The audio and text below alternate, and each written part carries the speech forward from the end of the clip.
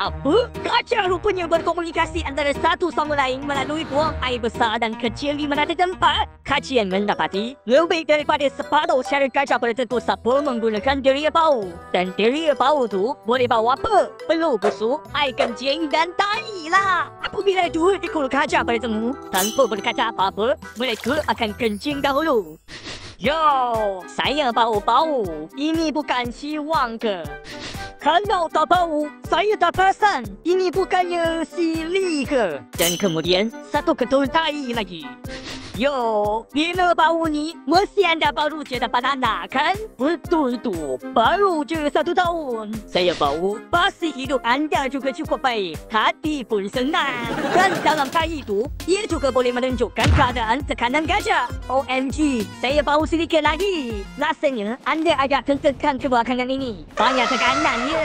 Betul tu, kebelakangan ini, Su sedang menghadapi masalah kewangan. Ramai rakan sekerja yang diberhentikan. Anak baru je 1 tahun. Kalau saya hilang pekerjaan, macam mana nanti? Saya terpaksa bekerja lebih keras dan berhenti cari duit. Macam mana saya tak nak rasa tertekan? Gajah sebenarnya juga akan ayunkan telinga, kipaskan ekor dan membuat bunyi untuk berkomunikasi. Tapi untuk benar-benar faham bahasa gajah, bau tai ini rasanya tak boleh dielakkan.